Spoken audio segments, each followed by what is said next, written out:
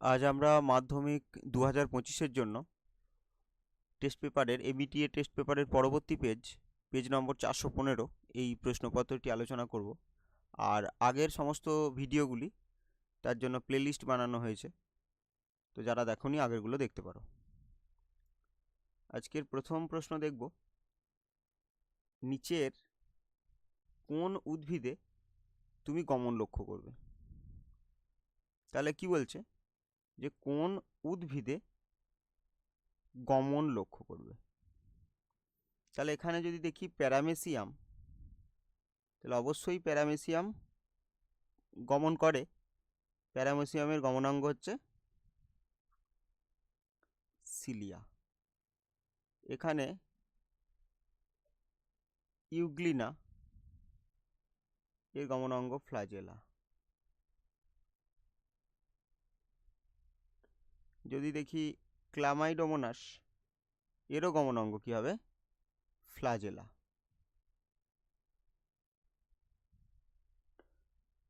আর sponge, এটা গমনে অক্ষম।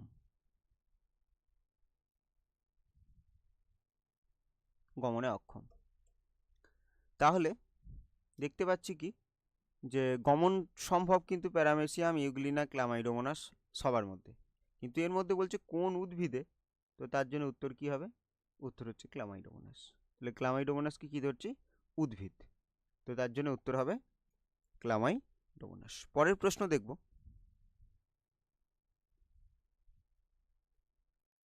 প্রভু গ্রন্থি বলা হয় যে গ্রন্থিটিকে, সেটি হলো।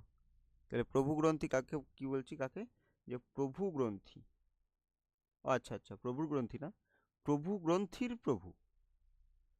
তাহলে একটা আমরা জানি কি, যে এখানে দেখি এই যে পিটুইটারি, এটা যেহেতু অন্যান্য সমস্ত যে গ্রন্থিগুলো তাদের ক্ষরণ এবং বৃদ্ধি নিয়ন্ত্রণ করে, তো তার জন্য পিটুইটারিকে কি বলা হয়? পিটুইটারিকে বলা হয় প্রভু গ্রন্থি। প্রভু গ্রন্থি। এবার যদি দেখি হাইপোথ্যালামাস, তাহলে একে কি বলবো? এটা আর তাহলে লিখছি না, এটাকেই কি বলবো? যে প্রভু গ্রন্থির প্রভু বা supreme commander, master of master gland. প্রভু গ্রন্থি বা মাস্টার গ্ল্যান্ড বলছি পিটুইটারিকে, আর হাইপোথ্যালামাসকে বলছি মাস্টার অফ মাস্টার গ্ল্যান্ড বা প্রভু গ্রন্থির প্রভু। এছাড়া থাইরয়েড যে গ্রন্থি, তাহলে এখান থেকে মনে রাখতে পারি যে এখান থেকে ক্ষরিত হয় কি? এখান থেকে ক্ষরিত হয় থাইরক্সিন।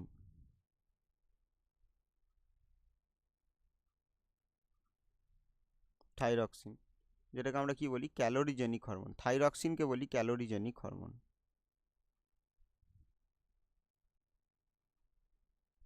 Calorigenic hormone. হাইপোথ্যালামাস তো পড়লাম। আর লঘু মস্তিষ্ক জানি আমরা, যেটা ভারসাম্য রক্ষা করে। ভারসাম্য রক্ষা করে। আর এখান থেকে একটা প্রশ্ন দিই তাহলে আজকের হোমওয়ার্ক, যেটা কমেন্টে জানাবে। সেটা হচ্ছে কি, যে লঘু মস্তিষ্কের গোলার্ধ দুটিকে যুক্ত রাখে কোন স্নায়ু যোজক? তাহলে কোন স্নায়ু যোজক কি হয় এই লঘু মস্তিষ্কের গোলার্ধ দুটিকে যুক্ত রাখে? তাহলে পরের প্রশ্ন দেখব। তাহলে এখানে কি হবে? প্রভু গ্রন্থির প্রভু প্রভু হচ্ছে হাইপোথ্যালামাস। পরের প্রশ্ন দেখব, যে দৃষ্টিতে নিকটের দৃষ্টি ব্যাহত হয়, অর্থাৎ কাছের জিনিস, তাহলে নিকটের দৃষ্টি ব্যাহত হয় মানে কি বলতে চাইছে? যে কাছের জিনিস স্পষ্ট দেখতে পাওয়া যায় না। কাছের বস্তু স্পষ্ট দেখতে পায় না, স্পষ্ট দেখতে পায় না। তাহলে কোন ক্ষেত্রে বলছে কাছের বস্তু স্পষ্ট দেখতে পায় না? তাহলে কিন্তু দূরের দৃষ্টি ঠিক থাকে। তাহলে এবার প্রথম অপশন কি দেখছি? মায়োপিয়া। মায়োপিয়াতে কি হয়? এ তো কাছের বস্তু দেখতে পায় ঠিকঠাক, এটা ব্যাহত হয় দূরের বস্তু, দূরের দৃষ্টি ব্যাহত ব্যাহত। নিকটালোপিয়া, নিকটালোপিয়া হচ্ছে রাতকানা, রাতকানা রোগকে নিকটালোপিয়া বলে, যেটা কার অভাবে হয়? Vitamin A. তাহলে ভিটামিন এর অভাবে রাতকানা হয়। এরপরে কি দেখছি? প্রেস বায়োপিয়া। তাহলে এই প্রেস বায়োপিয়া, এতে কি হয়? লেন্সের স্থিতিস্থাপকতা নষ্ট হয়ে যায়, লেন্সের স্থিতিস্থাপকতা স্থাপকতা নষ্ট। তাহলে এতে সাধারণত কি হয়? দূরের বস্তু কাছের বস্তু দুটো দেখতেই সমস্যা, কিন্তু মেনলি প্রধানত এই নিকটের দৃষ্টিটাই ব্যাহত হয়। এখানে এটাই জানতে চেয়েছে, তাহলে উত্তর কি হবে? উত্তর হচ্ছে প্রেস বায়োপিয়া। এছাড়াও নিকটের দৃষ্টি ব্যাহত হয় আর কোন রোগে নিকটের দৃষ্টি ব্যাহত? নিকটের দৃষ্টি ব্যাহত আর কোন রোগে? সেটা বলতে পারি হাইপারমেট্রোপিয়া, হাইপারমেট্রোপিয়া। তাহলে হাইপারমেট্রোপিয়া হলে এর ত্রুটি সংশোধনে কি ব্যবহার করা হয়? উত্তল লেন্স, উত্তল লেন্স যুক্ত চশমা। আমি শুধু উত্তল লেন্স লিখলাম। আর মায়োপিয়া যদি হতো এর ত্রুটি সংশোধনে, তাহলে কি ব্যবহার করা হবে? অবতল লেন্স যুক্ত চশমা। আমি এখানে শুধু কি লিখছি? অবতল লেন্স, অবতল লেন্স। আর নিকটালোপিয়া তো ভিটামিন এর অভাবে হয়। প্রেস বায়োপিয়া লেন্সের স্থিতিস্থাপকতা নষ্ট হয়। তাহলে এর ক্ষেত্রে যদি এর ত্রুটি যদি দূরীকরণ করতে হয়, তাহলে কি হবে? যেহেতু দূরের কাছের দুটো দৃষ্টি ব্যাহত হয়, প্রধানত কাছের দৃষ্টি, তাহলে সেক্ষেত্রে বাইফোকাল লেন্স ব্যবহার করা হবে, বাইফোকাল, বাইফোকাল লেন্স। আর ক্যাটারাক্ট বা ছানি, তাহলে এক্ষেত্রে কি হয়? লেন্স অস্বচ্ছ হয়ে পড়ে এখানে, এদের ক্ষেত্রে লেন্স অস্বচ্ছ, অস্বচ্ছ। তাহলে এখানে কি করতে হয়? এখানে হচ্ছে ছানি অপারেশন বা ফেকো সার্জারি, ফেকো সার্জারি বা যেটাকে বলবো ছানি অপারেশন, অপারেশন। পরের প্রশ্ন দেখব। তাহলে এখানে উত্তর কি হবে? 1.3 উত্তর হবে সি, প্রেস বায়োপিয়া। পরের প্রশ্ন, প্রোটিন সংশ্লেষে প্রত্যক্ষ ভূমিকা পালন করে। এখানে যেগুলো বলা আছে, যেমন এমআরএনএ, এমআরএনএ, টিআরএনএ, আরআরএনএ। তাহলে এমআরএনএ কি বলছি? Messenger RNA, messenger, messenger. আর টিআরএনএ কি বলবো? Transfer RNA. আর আরআরএনএ কি বলবো? Ribosomal RNA, ribosomal. এই তিনটেকে যদি আমরা দেখি, তাহলে এই তিনটেই প্রোটিন সংশ্লেষে সাহায্য করে, প্রোটিন সংশ্লেষে সাহায্য, সংশ্লেষে সাহায্য। এমআরএনএ কি করে? এটা বার্তা বহন করে নির্দিষ্ট অ্যামাইনো অ্যাসিডের জন্য। তাহলে নির্দিষ্ট এ লিখছি, এটা অ্যামাইনো অ্যাসিড, এর জন্য সংকেত বহন, সংকেত বহন করে। আর যদি টিআরএনএ দেখি, এদিক থেকে নিয়ে আসি এটাকে, হ্যাঁ, তাহলে এটা কি বলছি? কার কথা বলছি? টিআরএনএ। তাহলে টিআরএনএর কি কাজ? অ্যামাইনো অ্যাসিডকে ট্রান্সফার করা, অ্যামাইনো অ্যাসিডকে স্থানান্তরিত করা,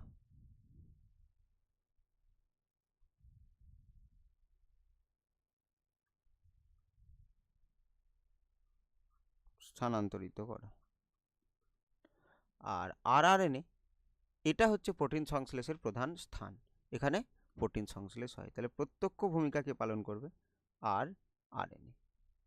পরের প্রশ্ন দেখব, কোন দশায় অবস্থান করলে কোষ বিভাজিত হতে পারে না? তাহলে কোষচক্র,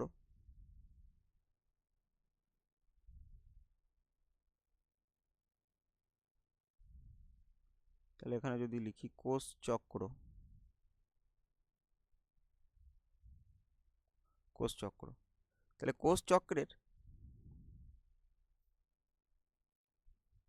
দুটো ফেজ, একটা হচ্ছে পরিণতির ফেজ, যখন পরিণতি হচ্ছে প্রস্তুতিকালীন একটা দশা, যেটাকে আমরা বলি ইন্টারফেজ। ইন্টারফেজ। আর একটা কি, আর একটা হচ্ছে mitotic phase.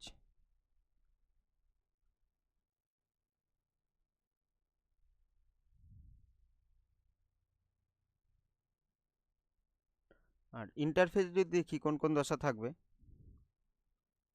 G1, S, G2, এছাড়াও কি থাকবে, যদি কোষ বিভাজন না ঘটে তাহলে কি থাকবে, তাহলে হচ্ছে G0। অর্থাৎ এই তিনটে দশা, এটা কোষ বিভাজন ঘটছে তাদের এটা থাকবে, আর যে কোষ বিভাজন করবে না সে কোন দশায় চলে যাবে, G0 দশায়। তাহলে G0 দশায় কেউ কি করতে পারে, কিছুদিন থাকতে পারে, আর কেউ পার্মানেন্টলি থাকতে পারে, কেউ অস্থায়ীভাবে থাকবে। G0 দশায় অস্থায়ীভাবে থাকলো, আবার প্রয়োজন পড়লে বিভাজন করলো, আর কেউ স্থায়ীভাবে থেকে যাবে। তাহলে এরকম কোনগুলো, যেমন আরবিসি, যেগুলো কোষ বিভাজিতই হয় না, আর কি স্নায়ু কোষ, তাহলে এগুলো কি হবে, G0 দশায় সবসময় থেকে যাবে। যখন মাইটোটিক ফেজ আসবে, তাহলে এটাকে আমরা কি বলছি, একটা হচ্ছে মাইটোসিস, আর একটাই কি বলবো, মিওসিস। আর মাইটোসিস মিওসিসের যে দশাগুলো বলবো, তাহলে কি কি, প্রোফেজ, মেটাফেজ, অ্যানাফেজ, আর টেলোফেজ। তাহলে এই হচ্ছে কি কোষ চক্র। তাহলে এখানে প্রশ্নটা কি ছিল, কোন দশায় অবস্থান করলে কোষ বিভাজিত হতে পারে না। তাহলে বিভাজিত কখন হবে না, এই যে G0 দশায়। তাহলে এই G1 থেকে S, S থেকে G2, আর G2 থেকে কোথায় যাওয়ার কথা, মাইটোটিক। এবার যদি G0 দশায় যায়, তাহলে কি বুঝতে হবে, সেটা এখন কোষ বিভাজন করছে না, হয় সে একদম অস্থায়ীভাবে থাকলো, কিছুদিন পর আবার মাইটোটিকে চলে গেল, আর স্থায়ীভাবে থাকলে সেগুলো আর বিভাজিতই হবে না। তাহলে এখানে উত্তর কি হবে, উত্তর হবে G0 দশায়।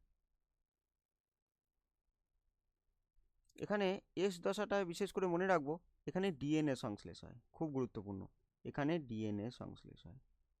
যদি G1 দশা দেখি, তাহলে এখানে আরএনএ সংশ্লেষ হয়, যদিও এখানে প্রোটিনও সংশ্লেষ হয় আরও। তারপর কোষ অঙ্গাণু দ্বিতীয়করণ ঘটে, সেসব অবশ্যই ঘটে। তাহলে এখানে আরএনএ আর এখানে ডিএনএ প্রধানত মনে রাখবো। পরের প্রশ্ন দেখব, খণ্ডীভবন পদ্ধতি দেখা যায়। তাহলে প্রথমে অপশন কি রয়েছে, হাইড্রা। প্রথমে যদি দেখি খণ্ডীভবন কিসের একটা পদ্ধতি, খণ্ডীভবন একটা অঙ্গজ জনন পদ্ধতি।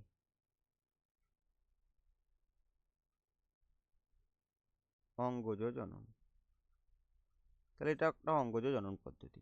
এবার হাইড্রার যদি জনন পদ্ধতি আমরা দেখি, তাহলে সেটা হচ্ছে কোরকোদ্গম। কোরকোদ্গম বা যাকে বলছি বাডিং। বাডিং। আর ইস্টের ক্ষেত্রে আমরা তাই দেখতে পাবো, এরও ক্ষেত্রে তাই, আর লিখলাম না, কোরকোদ্গম বা বাডিং। আর তারপরে কি আছে, প্লাজমোডিয়াম। প্লাজমোডিয়ামের আমরা যেটা দেখতে পাবো, সেটা হচ্ছে বহু বিভাজন। তাহলে বহু বিভাজন দেখা, তাহলে আর কি পড়ে থাকলো, স্পাইরোগাইরা। হ্যাঁ, স্পাইরোগাইরা যেটা দেখা যাবে সেটা হচ্ছে খণ্ডী ভবন। তাহলে পরের প্রশ্ন দেখব, দুটি সংকর কালো গিনিপিগের মধ্যে সংকরায়ন ঘটালে। তাহলে কি বলছে, দুটি সংকর কালো। তাহলে সংকর কালো, দুটি সংকর কালো বলতে একটা capital B small B into capital B small B দিয়ে কি বলছে, সংকরায়ন ঘটালে। তাহলে কি ঘটানো হবে, সংকরায়ন ঘটালে কি বলছে, প্রথম অপত্য জনুতে। প্রথম অপত্য জনুতে, তাহলে প্রথম অপত্য জনু বলতে F1 জেনারেশন, F1 জনু। তে কত শতাংশ সংকর কালো গিনিপিগ হবে, আমরা মেন্ডেলের সূত্রে যদি দেখি, প্রথমে নেওয়া হয়েছিল কি, ক্যাপিটাল বি স্মল বি, এটাকে আমরা কি বলছি, পি জনু বা জনিত্রী জনু। এটা আরও লিখতে হবে, আমরা এখানে শুধু এটুকু লিখছি। এটা অবশ্যই লিখতে হতো বিশুদ্ধ কালো, এটা বিশুদ্ধ সাদা, এগুলো লিখতে হতো। বেশ, তাহলে এখান থেকে তৈরি হবে কি গ্যামেট। আমি এটাকে শুধু জি লিখে দিলাম, তাহলে এখানে গ্যামেট পাবো কি ক্যাপিটাল বি, এখানে গ্যামেট পাবো কি স্মল বি। এবার এদের কি হবে, এবার এদের হবে সংকরায়ন, তাহলে এখানে হবে সংকরায়ন। আর সংকরায়ন হলে কি হবে, এই ক্যাপিটাল বি আর স্মল বি, আর এইটাকে আমরা কি বলি, এটাকে বলি F1 জেনারেশন। আর F1 জেনারেশন কীরকম হয় দেখলাম, F1 জেনারেশন হচ্ছে কালো, আর সেটা কীরকম কালো, সংকর কালো। তাহলে এখানে সেটা যদি যদি দেখি আমি বলে দিই, আর এটা কত হবে F1 জেনারেশনে, F1 জেনারেশনে হবে 100%। আর এইটা দেখে যদি আমি উত্তর করে দিই 100%, তো এই ক্ষেত্রে কিন্তু সেটা হবে না। কারণ কি, কারণ ক্রস করে এবার কি এরপরে ক্রস কার হয়, কিন্তু এখানে এইটাকে ওরা বলেছে, এই কন্ডিশনটার কথাই বলেছে যে দুটি সংকর কালো, এই একটা কালো, এটা সংকর কালো, এই একটা সংকর কালো, তাহলে দুটি সংকর কালোর মধ্যে গিনিপিগ ঘটালে প্রথম অপত্যজনিত। এইবার এদের প্রথম অপত্য যদি বলি, সেটা মেন্ডেলের সূত্রের কোনটা হবে, ওই দ্বিতীয় অপত্যজনুটা। এর আগে গ্যামেট হতো, গ্যামেট একটা ক্যাপিটাল বি পাওয়া যাবে, একটা স্মল বি পাওয়া যাবে। তাহলে এখানে যে অনুপাতটা পাই আমরা জানি সেটা কিছু 1:2:1। এটা কি অনুপাত, এটা হচ্ছে জিনোটাইপিক অনুপাত। আর ফিনোটাইপিক অনুপাত কি পাই, 3:1। তাহলে এখানে জানতে চেয়েছে কি, এখানে জানতে চেয়েছে সংকর কালো গিনিপিগ। সংকর কালো গিনিপিগ বলতে কি, এই সংকর কথাটা যেহেতু বলে দিচ্ছে, তাহলে আমাদের এখানে কি অনুপাত লাগবে, সেটা হচ্ছে জিনোটাইপিক অনুপাত। আচ্ছা, আর লিখছি না, তাহলে কি লাগবে, জিনোটাইপিক অনুপাত। তার মানে কোনটা, এই 1:2:1। তাহলে তার মধ্যে সংকর কালো কোনটা, সংকর কালো হচ্ছে এটা, এটা বিশুদ্ধ কালো, এটা বিশুদ্ধ সাদা, এটা সংকর কালো। তাহলে টোটাল 4টে, এই যে 1 + 2 3 + 1 4, 4টের মধ্যে কটা হয়েছে, দুটো। তাহলে এখানে লিখবো 2। তাহলে 1/2 মানে কত পার্সেন্ট, 50%। তাহলে এখানে উত্তর কি হবে, 50%। পরের প্রশ্ন দেখব, পিতার নিকট থেকে পাওয়া কোন গ্যামেটটি কন্যা সন্তান জন্মানোর জন্য দায়ী, তাহলে কন্যা সন্তান। এবার মাতা থেকে সবসময় যেটা আসবে সেটা তো 22A + X, এরা সবসময় মাতার দেহ থেকে আসবে। তাহলে পিতার দেহ থেকে কোনটা আসছে, কন্যা সন্তান হতে গেলে দুটো X লাগবে, তাহলে আসতে হবে 22A + X। তাহলে এখানে উত্তর কি হবে, 22A + X। তাহলে পিতার নিকট থেকে পাওয়া কোন গ্যামেটটি কন্যা সন্তান জন্মানোর জন্য দায়ী, সেটা হচ্ছে 22A + X। আর পিতার দেহ থেকে পাওয়া যদি 22A + Y হয়, তাহলে সেটা কি হবে, সেটা পুত্র সন্তান। আর এখানে এই যে দুটো দেওয়া আছে, এটাও কোনোটাই গ্যামেট নয়, ত্রুটিপূর্ণ। আর যদি গ্যামেট হয়ও, তাহলে সেটা কি বলবো, ত্রুটিপূর্ণ। কারণ এখানে দুটো X ক্রোমোজোম আছে, এখানেও দুটো সেক্স ক্রোমোজোম আছে, এখানেও দুটো সেক্স ক্রোমোজোম আছে, গ্যামেটে একটি সেক্স ক্রোমোজোম থাকে। পরবর্তী প্রশ্ন দেখব, সেক্স ক্রোমোজোম বাহিত একটি বংশগত রোগ। তাহলে সেক্স ক্রোমোজোম বাহিত আমরা অটোজোম বাহিত পড়েছি, অটোজোম, আর একটা হচ্ছে সেক্স ক্রোমোজোম।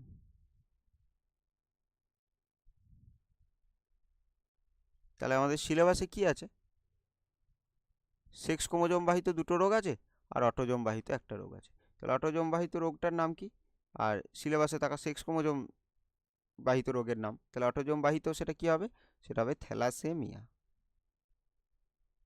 থ্যালাসেমিয়া। আর এটা কি হবে, এটা হবে হিমোফিলিয়া, সেক্স ক্রোমোজোম গঠিত হিমোফিলিয়া আর বর্ণান্ধতা, হিমোফিলিয়া আর বর্ণান্ধতা। তাহলে এবার কি দেখব, যে বলছে কোনটি সেক্স ক্রোমোজোম গঠিত বংশগত রোগ। তাহলে প্রথমেই আছে কি, বর্ণান্ধতা। এবার এখানে আজকের 2 নম্বর প্রশ্ন, সেটা হচ্ছে কি, যে থ্যালাসেমিয়া রোগটি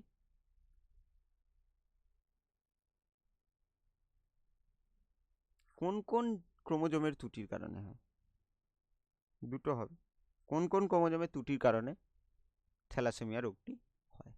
তাহলে এখানে সেক্স ক্রোমোজোম বহিত একটি বংশগত রোগ হচ্ছে বর্ণান্ধতা।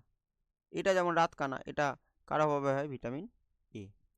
আজকে আগেই দেখেছিলাম নিকটালোপিয়া বলে বলা ছিল। ম্যালেরিয়া তো প্লাজমোডিয়াম ভাইভক্স এর কারণে হয়, মানে এই পরজীবীর কারণে হয়। আর থ্যালাসেমিয়া তো অটোজোম বাহিত, এখানে বলাই হলো। তাহলে যে দুটো ক্রোমোজোমের ত্রুটির জন্য হয় রোগটা, তাহলে সেটার নাম অবশ্যই জানাবে কমেন্টে। পরের প্রশ্ন দেখব, রাসায়নিক বিবর্তনবাদ প্রবর্তন করেন ওপারিন এবং হ্যালডেন।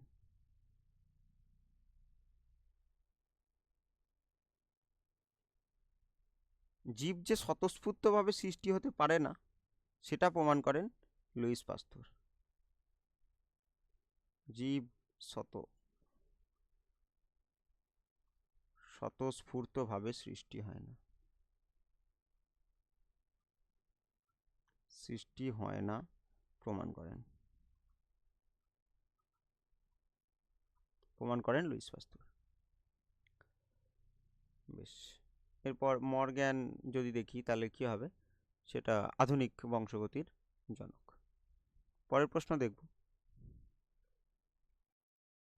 মিসিং লিঙ্কের একটি উদাহরণ হলো, তাহলে এখানে মিসিং লিঙ্ক কোনটা, আর্কিওপটেরিক্স।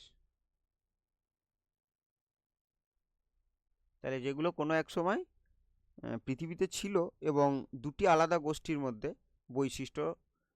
বৈশিষ্ট্যের মিল পাওয়া যায় এবং তারা সেই দুটো গোষ্ঠীর মধ্যে সংযোগ রক্ষা করতো, তাহলে সেটাকে মিসিং লিঙ্ক। এখন কোথায় দেখতে পাবো, জীবাশ্মতে, তো তাই জন্য সেটাকে কি বলবো, মিসিং লিঙ্ক। এখন জীবটা বেঁচে নেই কিন্তু তাদের জীবাশ্ম আমরা দেখতে পাই। বেশ, এবার এখানে ইকুয়াস, তাহলে ইকুয়াসটা কি, ইকুয়াসটা হচ্ছে আধুনিক ঘোড়া।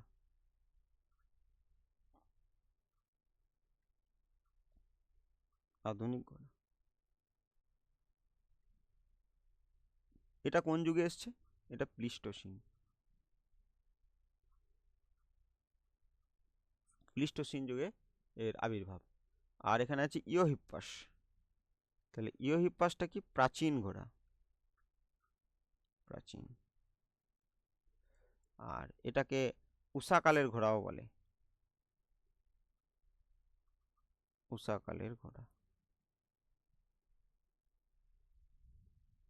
এটা তাহলে কোন যুগে এসছে, এটা হচ্ছে ইয়োসিন। পরবর্তী প্রশ্ন দেখব, নিচের কোনটি হবে, এটা নিচের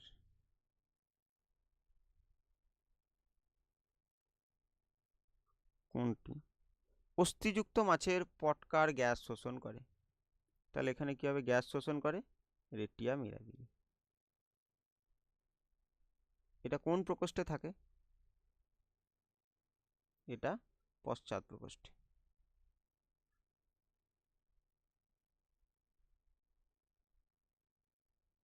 পটকার পশ্চাৎ প্রকোষ্ঠে থাকে।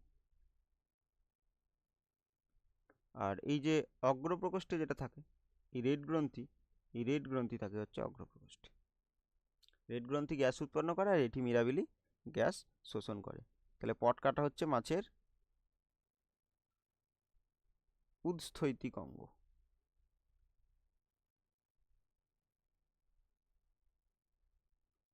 উৎস্থৈতিক অঙ্গ কি করে, এটা এটা আপেক্ষিক গুরুত্ব বজায় রাখে মাছের। পরের প্রশ্ন, লেগ হিমোগ্লোবিন কোথায় থাকে, তাহলে লেগ হিমোগ্লোবিনের মতোই একটা রঞ্জক পদার্থ যেটা পাওয়া যায় সিম্বগোত্রীয় উদ্ভিদের মূলে, যার জন্য সিম্বগোত্রীয় উদ্ভিদের মূলে বাসা বাঁধে কে, রাইজোবিয়াম।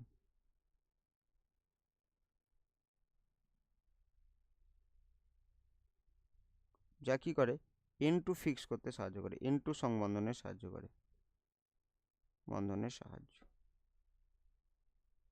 তাহলে এটা কি, এটা একটা রাইজোবিয়াম, একটা মিথজীবী জীব,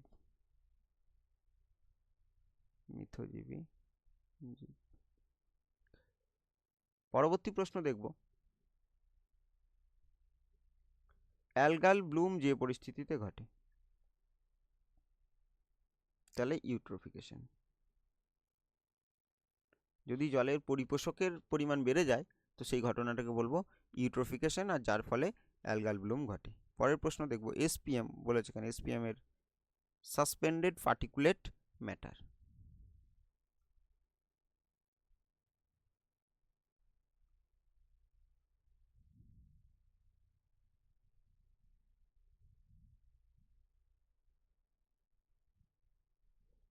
এটা মনে রাখবো, এর ব্যাস 10 মাইক্রোমিটার এর কম হয়। পরের প্রশ্ন দেখব, পৃথিবীর বৃহত্তম ম্যানগ্রোভ বনাঞ্চলটি হলো, তাহলে কি হবে উত্তর? সুন্দরবন। পরের প্রশ্ন দেখব,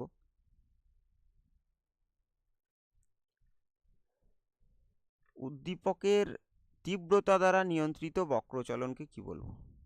যখনই দেখতে পাচ্ছি তীব্রতা, তো তার জন্য কি বলে দেবো? ন্যাস্টিক চলন। আর যদি দেখতাম গতিপথ, তাহলে কি হয়ে যেত? তাহলে হয়ে যেত ট্রপিক চলন। আর যদি দেখি তীব্রতা প্লাস গতিপথ, তাহলে তখন কি হয়ে যাবে? তখন তা হয়ে যাবে ট্যাকটিক চলন। উদ্ভিদের কোষের সাইটোকাইনেসিস কি গঠনের মাধ্যমে হয়? Cell plate, কোষপাত।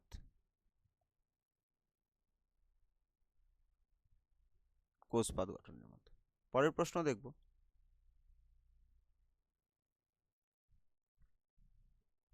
এটা হলো বীজের কুঞ্চিত আকার একটি, তাহলে কুঞ্চিত আকার একটি কি বৈশিষ্ট্য? প্রচ্ছন্ন বৈশিষ্ট্য। পরের প্রশ্ন দেখব, প্রোটানোপিয়া কি বর্ণ চিনতে পারে না?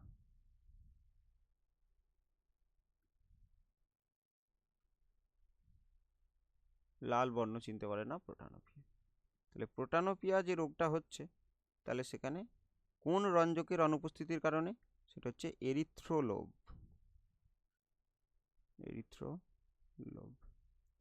আর যদি নীল বর্ণের বর্ণান্ধতা হয়, আর যদি সবুজ বর্ণের বর্ণান্ধতা হয়, নীল হলে সেটাকে কি বলবো?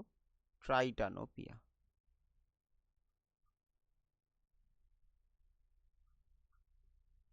আর সবুজ হলে তাকে কি বলবো? ডিউটেরানোপিয়া। প্রত্যেকটা গুরুত্বপূর্ণ প্রশ্ন। ডিউটেরানোপিয়া। তাহলে ট্রাইটানোপিয়া কার অভাবে হয়? সেটা হচ্ছে সায়ানোলোভ। আর ডিউটেরানোপিয়া, এটা দন্তানে ওকার হতো একটা, তাহলে সেটা কি? সেটা হচ্ছে ক্লোরোলোভ। জীবনের রাসায়নিক উৎপত্তিকে ড্যাশ বলে? রাসায়নিক বিবর্তন।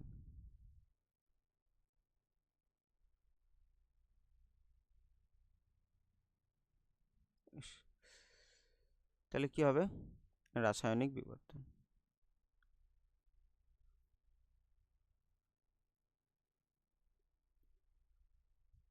পরের প্রশ্ন দেখব, উদ্ভিদের পরাগরেণু কোন রোগের একটি কারণ? তাহলে কি হবে? অ্যাজমা।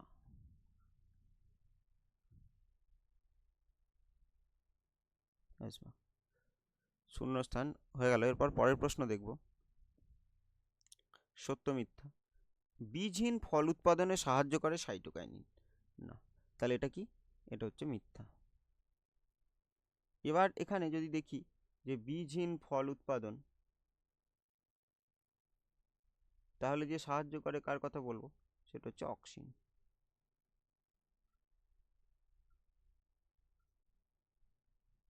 আর এই বীজহীন ফল তৈরি হয় যে পদ্ধতিতে, সেই প্রক্রিয়াটাকে কি বলবো?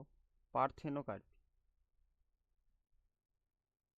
বীজহীন ফলকে কি বলবো? পার্থেনোকার্পি। তাহলে বীজহীন ফল উৎপাদনকে কি বলবো? পার্থেনোকার্পি। আর এখানে সাইটোকাইনিন, এই সাইটোকাইনিন যদি দেখি, তাহলে এর কাজ কি দেখব?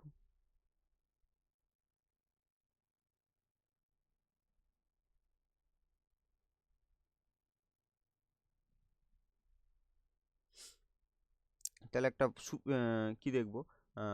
বার্ধক্য বিলম্বিত করে।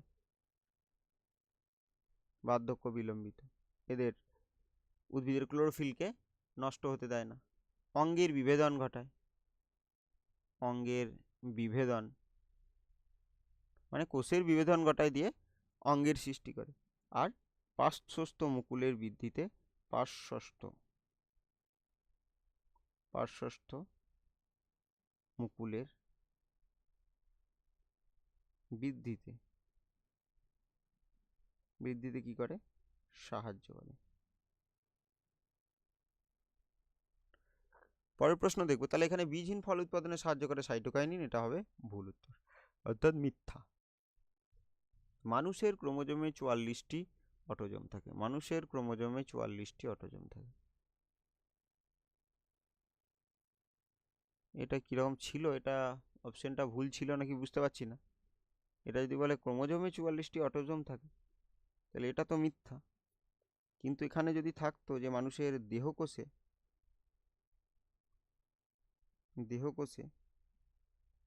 44টি অটোজোম থাকে, তাহলে কিন্তু ঠিক। এবার কথাটা হচ্ছে, আমি এখানে যেটা আছে এটা ভুল করে টাইপ হয়েছে এটা, না টেস্ট পেপারের প্রশ্নই এটা ছিল, বুঝতে পারছি না। এখানে কিন্তু বলছে ক্রোমোজোমে বলছে 44টি অটোজোম। এটা কোথায় বলছে খেয়াল রাখতে হবে, কোথায়? ক্রোমোজোমে না, কোথায় হয়? দেহকোষে। আসলে দেহকোষে 44টি অটোজোম থাকে। তো এখানে যখন উত্তর করবে টেস্ট পেপারে দেখে নেবে যে এটা আসলে ক্রোমোজোমে যদি 44টি অটোজোম বলে তাহলে তো ভুল, আর যদি দেহকোষে 44টি ক্রোমোজোম বলে তাহলে তখন ঠিক। কি ছিল এখন আপাতত বুঝতে পারছি না, তো সেইভাবে উত্তর করবে। তার মানে কি বলতে চাইলাম, মানুষের ক্রোমোজোমে 44টি অটোজোম থাকে, এটা ভুল। যদি বলে মানুষের দেহকোষে 44টি অটোজোম থাকে, তাহলে সেটা ঠিক। তো সেই অনুযায়ী অ্যান্সার করবে। পরের প্রশ্ন দেখছি যে 9 নম্বর ফ্যাক্টরটি ক্রিসমাস রোগের জন্য দায়ী। হ্যাঁ, তাহলে এবার এখানে 9 নম্বর যে ফ্যাক্টরটি, সেটা সেটা ক্রিসমাস রোগের জন্য দায়ী। সেটা হচ্ছে কি? Haemophilia B.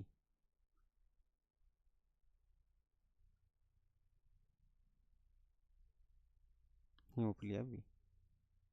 তাহলে রক্তচঞ্চন ফ্যাক্টর 9। এটাকে আর কি বলবো? এটা রানী ভিক্টোরিয়া ছিল এর বাহক, তাই জন্য তাদের ফ্যামিলিতেও দেখা যায়, তার জন্য এটাকে বলবো রয়্যাল ডিজিজ।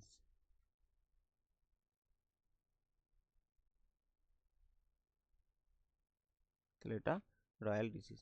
ল্যামার্কের মতে বিবর্তনের প্রধান কারণ হলো প্রাকৃতিক নির্বাচন। আচ্ছা, কার কারণে বলছে? ল্যামার্কের মতে। বিবর্তনের প্রধান কারণ প্রাকৃতিক নির্বাচন, এটা কে বলেছে? এটা কার মতে? এটা হচ্ছে ডারউইন। আগেরটা কি হতো? আগেরটা ঠিক, সত্য। এখানে তাহলে মিথ্যা। যদি ডারউইন বলতো তাহলে সত্য হতো, এ বলছে ল্যামার্কের মতে, তাহলে মিথ্যা। পরের প্রশ্ন দেখব, বাতাসে নাইট্রোজেন গ্যাসের পরিমাণ 28%, 28.9% বলছে, তাহলে এটা কি? এটা মিথ্যা। বিভিন্ন বইয়ে বিভিন্ন রকম থাকে, 77.17%, ধরে নিচ্ছি প্রায়, ধরে নিচ্ছি প্রায় 78% নাইট্রোজেন থাকে।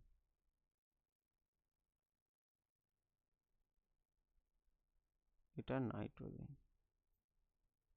আচ্ছা না না, এটা না, তাহলে এটা কি হয়েছে? নাইট্রোজেন তো এখানে লিখে দিয়েছে, আচ্ছা এটা 2.11 নং প্রশ্ন।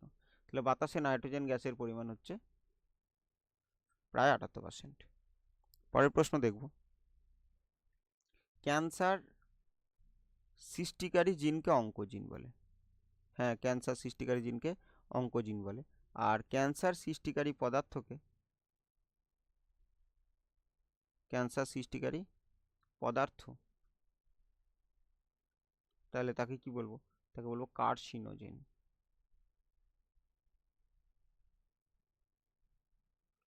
ক্যান্সার নিয়ে পড়াশোনাকে কি বলবো?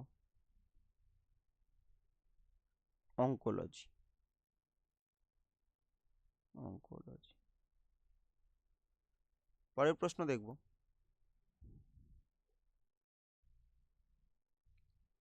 স্তম্ভ বিস্তম্ভ মেলানো।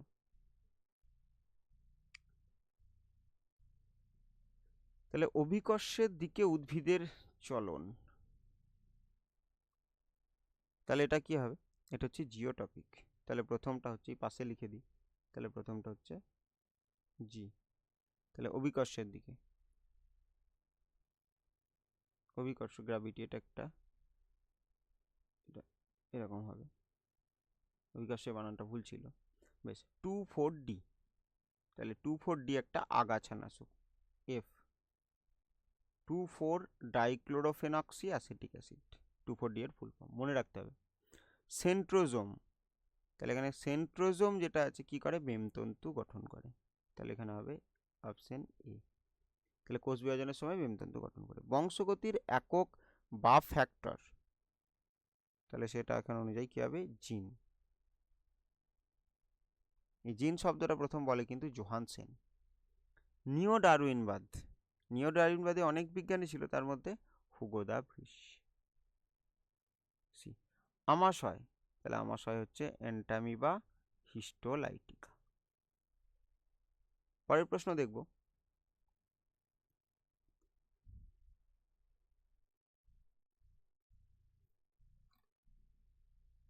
বিষাদশীটা লেখো। IBA, IPA, GA আর NAA,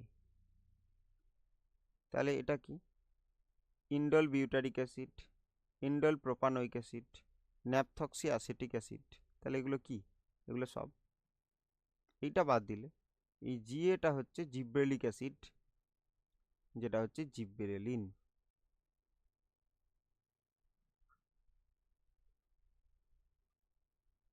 জিব্রেলিন।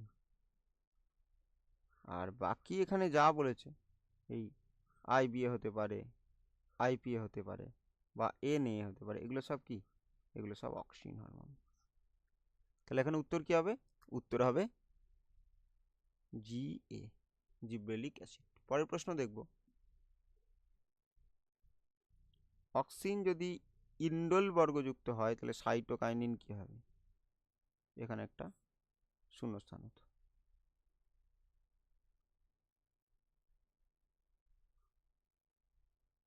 আর এটা থাকতো না, তাহলে সাইটোকাইনিন কি হবে, পিউরিন বর্গযুক্ত, পিউরিন।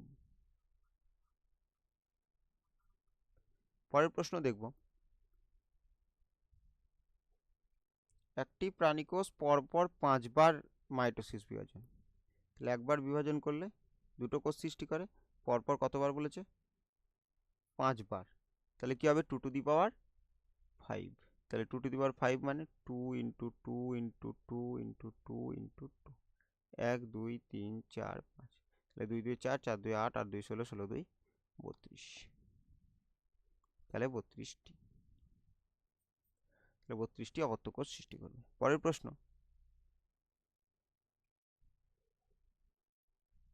উদ্ভিদের ক্ষেত্রে একটি অসম্পূর্ণ প্রকটতা, তাহলে কি হবে, সন্ধ্যা মালতী বা মিরাবিলিস জালাপা, সন্ধ্যা মালতী। তাহলে সন্ধ্যা মালতীর ক্ষেত্রে ফিনোটাইপিক, আমি পি লিখে দিলাম, লিখেই দিই,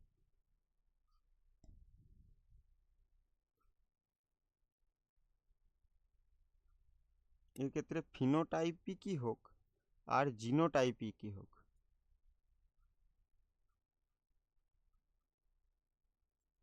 এর অনুপাত 1:2:1।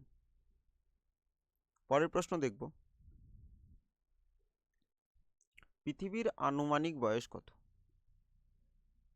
450 কোটি বছর,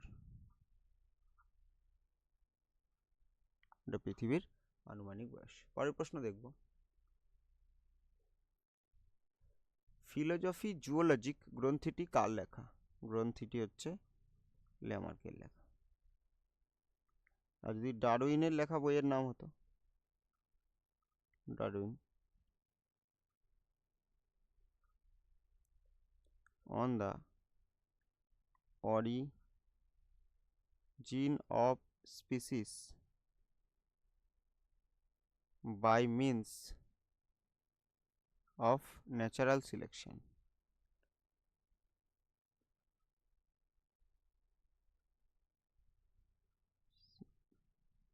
কি হতো, ন্যাচারাল সিলেকশন। পরের প্রশ্ন দেখব,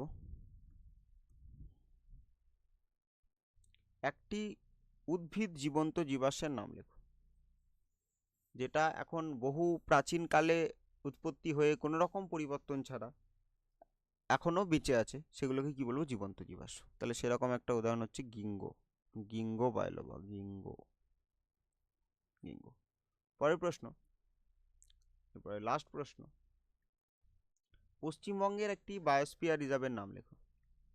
তাহলে পশ্চিমবঙ্গের একটি বায়োস্ফিয়ার রিজার্ভ হচ্ছে, একটি মানে একমাত্র বায়োস্ফিয়ার রিজার্ভ, সেটা হচ্ছে কি সুন্দরবন।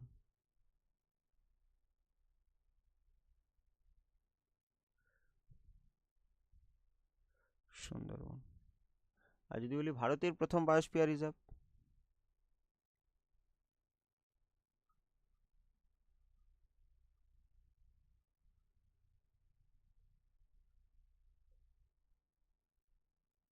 তাহলে কি হবে, নীলগিরি, নীলগিরি। এটা কোথায় আছে, কর্ণাটক, কেরালা, তামিলনাড়ু, এই তিনটে রাজ্যে রয়েছে। তাহলে এই ছিল আজকের 41টা প্রশ্ন। আর বাকি বড়গুলো অবশ্যই তোমরা লিখে লিখে অভ্যাস করো।